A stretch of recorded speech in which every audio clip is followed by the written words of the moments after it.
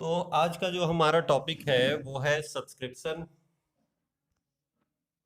Subscription क्या होता है? तो हम लोग इसको हिंदी में चंदा कहते हैं। चंदा क्या है? तो चंदा सदस्यता शुल्क होता है। और कौन देते हैं इसको? तो सदस्य देते हैं। किसको देते हैं?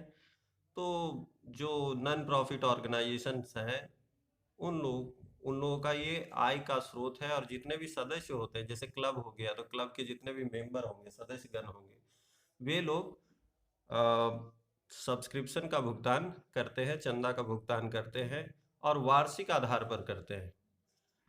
और ये सभी को देना होता है, जितने भी सदस्यगण होते हैं उन लोगों को ये देना ही होता है।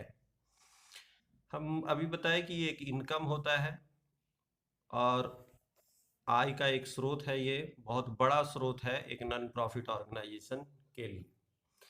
सब्सक्रिप्शन दो तरह का होता है, एक जनरल सब्सक्रिप्शन और एक होता है स्पेशल सब्सक्रिप्शन।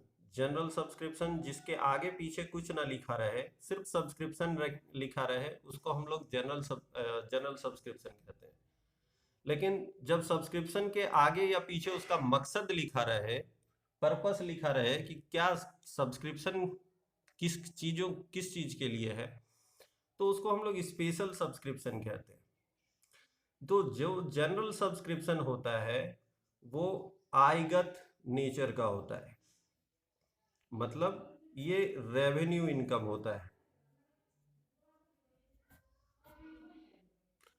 और जो स्पेशल सब्सक्रिप्शन होता है वो पूंजीगत होता है। पूंजीगत नेचर का होता है, मतलब कैपिटल नेचर का ये होता है। एक मिनट होल्ड करो।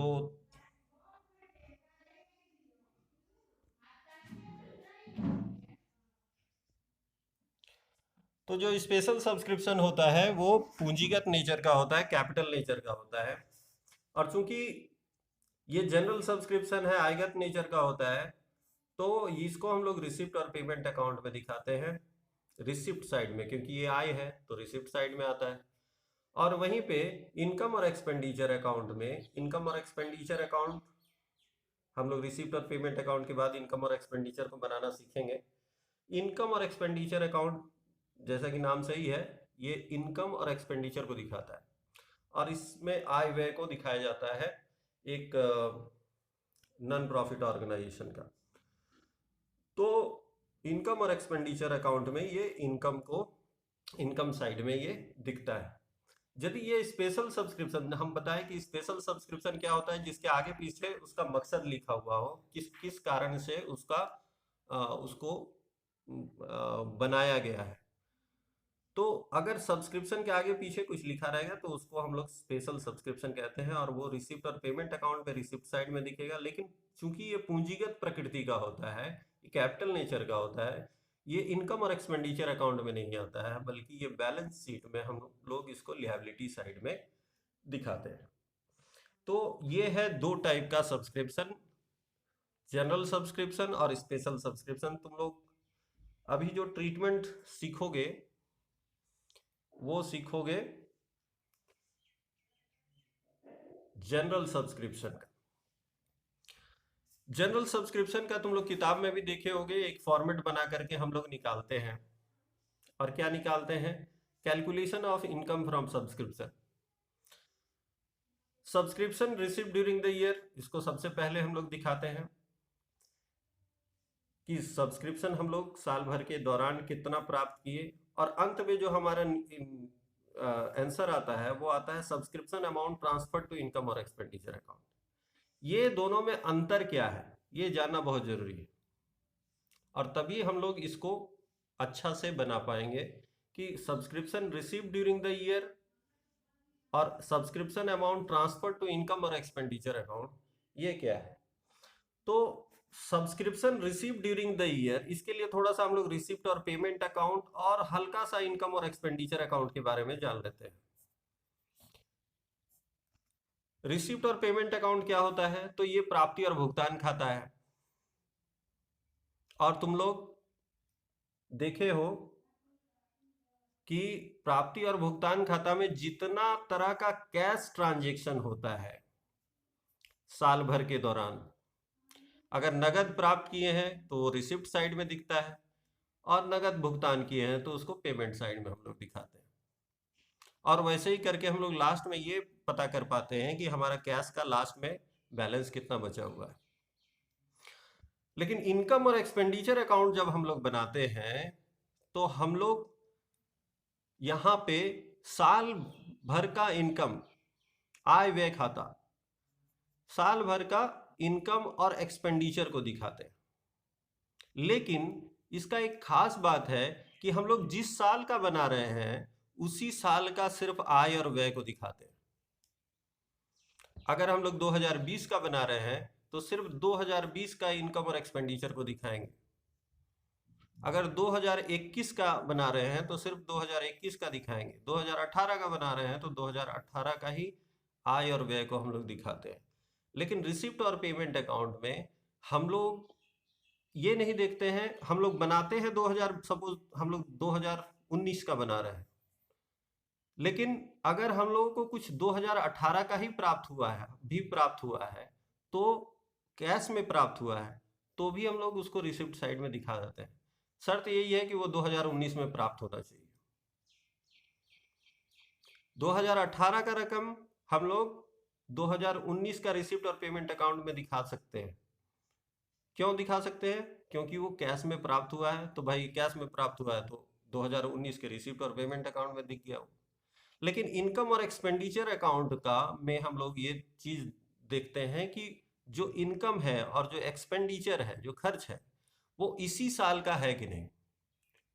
और अगर इसी साल का है तब जाकर के हम उसको इनकम और एक्सपेंडिचर अकाउंट में दिखाते हैं, और नहीं तो नहीं दिखाते। तो अब तुम लोग ये स्टेटमेंट को समझो। Subscription receive during the year, ये बेसिकली रिसिप्ट और पेमेंट अकाउंट से मिलता है हम लोगों को, कि साल भर के दौरान इस साल हमको सब्सक्रिप्शन के रूप में कितना रकम प्राप्त हुआ है। लेकिन हो सकता है कि उसमें पिछले साल का भी रकम हो और हो सकता है अगले साल का भी रकम हो। तो उसके लिए हम लोगों को एडजस्टमेंट करना पड़ता है, कुछ माइनस और प्लस करना पड़ता है। तो प्लस क्या करना पड़ता है? तो subscription outstanding at the end of the year, मतलब हम लोग बेसिकली ये निकालते हैं कि इस साल का हमारा इनकम कितना है, हम लोग को ये निकालना है। तो इसके लिए हम लोग जो इस साल का रकम है, जैसे कि subscription outstanding at the end of the year, तो ये outstanding at the end of the year मतलब इस साल के अंत में बकाया रह गया, तो उसको हम लोग जोड़ देते हैं।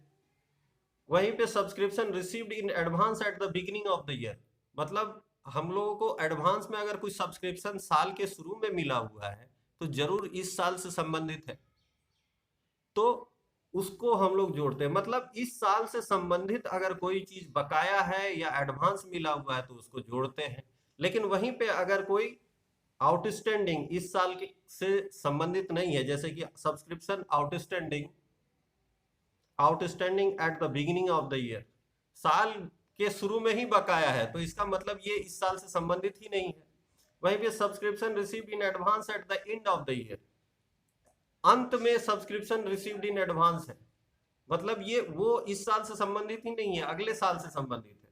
तो ऐसे रकमों को हम लोग घटा देते हैं जो इस साल से संबंधित नहीं है, और अंत में हमारा जो रिजल्ट निकलता है वो है subscription amount transfer to income और एक्सपेंडिचर अकाउंट। इसका फॉर्मेट यही है, इसमें थोड़ा बदलाव कर सकते हो, 2 अमाउंट कॉलम नहीं बना करके 1 अमाउंट कॉलम के साथ भी इसको सॉल्व कर सकते हो, कोई इसमें दिक्कत नहीं है।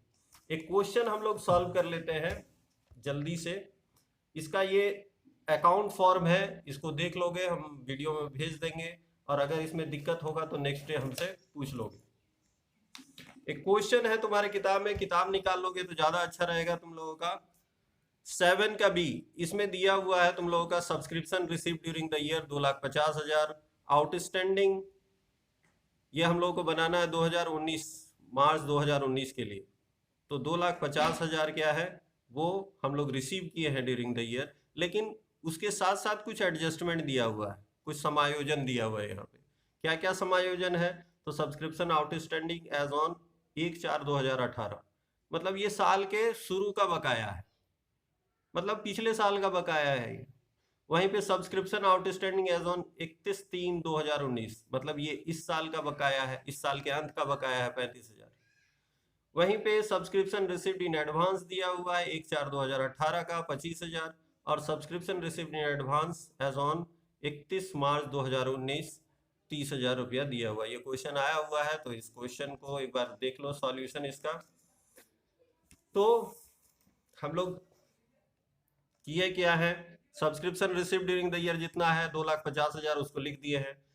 जो इस साल से संबंधित है उसको हम लोग जोड़ेंगे, जैसे सब्सक्रिप्शन आउटस्टैंडिंग एज ऑन 31/3/2019, मतलब इस साल के अंत में बकाया है, मतलब इस साल से संबंधित है।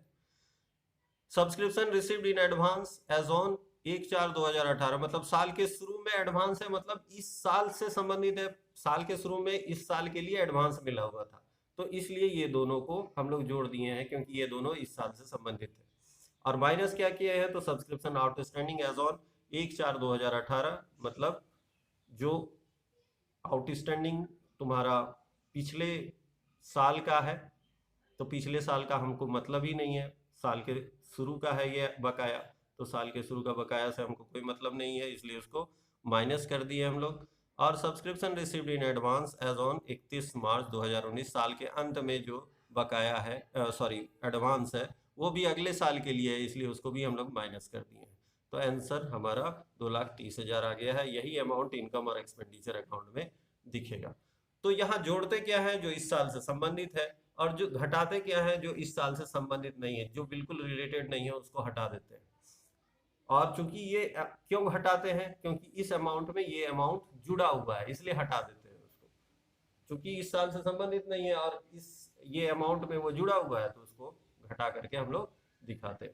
चलो इतना ही आज हम लोग रखते हैं सब्सक्रिप्शन में। सब्सक्रिप्शन का बाकी जो क्वेश्चन है वो बाकी क्वेश्चन तुम लोग सॉल्व करोगे। जो क्वेश्चन में प्रॉब्लम होगा, हम जानते हैं 1-2 क्वेश्चन जो है इसमें थोड़ा सा टिपिकल है, हो सकता है कि बने ना बने।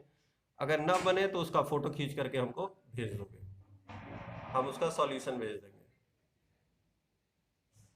चलो ठीक है, हम लोग